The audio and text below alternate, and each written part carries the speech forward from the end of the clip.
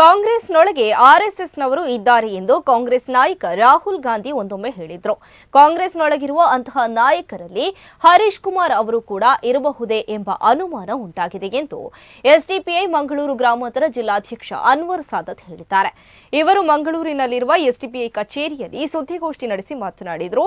ವಕ್ಫ್ ವಿಚಾರದಲ್ಲಿ ದಕ್ಷಿಣ ಕನ್ನಡ ಜಿಲ್ಲಾ ಕಾಂಗ್ರೆಸ್ ಅಧ್ಯಕ್ಷ ಹರೀಶ್ ಕುಮಾರ್ ಅವರು ಈ ದೇಶದ ವಿದ್ಯಮಾನಗಳ ಬಗ್ಗೆ ಗೊತ್ತಿದ್ದು ಮಾತನಾಡಿದ್ರ ಅಥವಾ ಗೊತ್ತಿಲ್ಲದೆ ಮಾತನಾಡಿದ ಎನ್ನುವ ಬಗ್ಗೆ ಸಂಶಯ ಉಂಟಾಗಿದೆ ಎಂದರು. ಕೇಂದ್ರ ಸರ್ಕಾರದ ಜನವಿರೋಧಿ ನಿಲುವಿನ ಬಗ್ಗೆ ಎಸ್ಡಿಪಿಐ ದೇಶಾದ್ಯಂತ ಹೋರಾಟಗಳನ್ನು ಕೈಗೊಂಡು ಜನಜಾಗೃತಿ ಮೂಡಿಸುವ ಕೆಲಸ ಮಾಡಿದೆ. ಆದರೆ ಇಷ್ಟು ಗೊತ್ತಿದ್ದು ಹರೀಶ್ ಕುಮಾರ್ ಅವರು ಎಸ್ಡಿಪಿಐ ಬಗ್ಗೆ ವ್ಯಂಗ್ಯವಾಗಿ ಮಾತನಾಡಿದ್ದಾರೆ ಎಂದರು.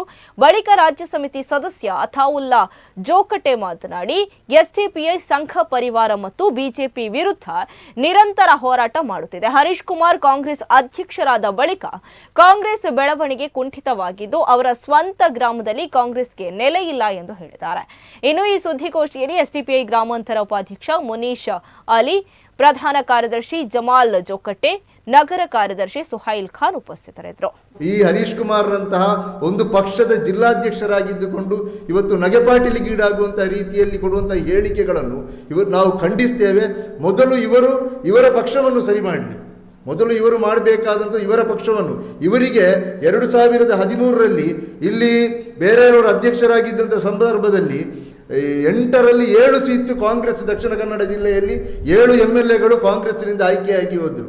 ಆ ನಂತರ ಇವರು ಅಧ್ಯಕ್ಷರಾಗಿ ಬಂದ ನಂತರ 2018ರ ಚುನಾವಣೆಯಲ್ಲಿ 8ರಲ್ಲಿ 6 ಸೀಟು ಬಿಜೆಪಿ, 2 ಕಾಂಗ್ರೆಸ್ ಆಯಿತು.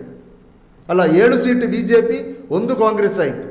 ಇವರು ಅಧ್ಯಕ್ಷರಾಗಿ ಬಂದ ನಂತರ ಆದಂಥ ಬೆಳವಣಿಗೆ. ಆ ನಂತರ 2023ರಲ್ಲೇ ಅದು ಪುನರಾವರ್ತನೆಯಾಗಿದೆ. ಅಂದರೆ ಇವರು ಅಧ್ಯಕ್ಷರಾಗಿರುವಂಥ ಸಂದರ್ಭದಲ್ಲಿ ಇಲ್ಲಿ ಪಕ್ಷ ಎಷ್ಟು ಡೆವಲಪ್ಮೆಂಟ್ ಆಗಿದೆ ಅಂತ ಹೇಳುವಂಥದ್ದು ಕೂಡ ಇದು ಗೊತ್ತಾಗ್ತದೆ. ಪಕ್ಷವನ್ನು ಅವನತಿಗೆ ತಳ್ಳಿದಂಥವರು, ಪಕ್ಷದ ಕಚೇರಿಯಲ್ಲಿ ಗಲಾಟೆ ಮಾಡಿದಂಥವರು, ಕಾರ್ಯಕರ್ತರಿಂದ ಹೊಡೆಸಿಕೊಂಡಂಥವರು. ಇವರ ಗ್ರಾಮ ಬೆಳ್ತಂಗಡಿ ತಾಲೂಕಿನ ನಡಾ ಗ್ರಾಮದಲ್ಲಿ ಅಲ್ಲಿವರೆಗೆ ಅಧಿಕಾರ ತೆಗೀಲಿಕ್ಕೆ ಸಾಧ್ಯವಾಗಲಿಲ್ಲ. ಅಲ್ಲಿ ಬಿಜೆಪಿ ಆಡಳಿತ ನಡೆಸ್ತಾ ಇದೆ. ಅಂತಹ ಒಬ್ಬರು ಅಧ್ಯಕ್ಷರು, ಜಿಲ್ಲಾಧ್ಯಕ್ಷರು ಇವತ್ತು ಎಸ್ಡಿಪಿಐಯನ್ನು ಅವಹೇಳನ ಮಾಡಿಕೊಂಡು ರಾಜಕೀಯವಾಗಿ ಏನು ಮೂಲಕ್ಕೆ ಸರಿದಂತಹ ವ್ಯಕ್ತಿ ಮೈಲೇಜ್ ಸಿಗಲಿಕ್ಕೆ ಬೇಕಾಗಿ ಅಥವಾ ರಾಜಕೀಯವಾಗಿ ಚರ್ಚೆ ಬರಲಿಕ್ಕೆ ಬೇಕಾಗಿ ಇಂತಹ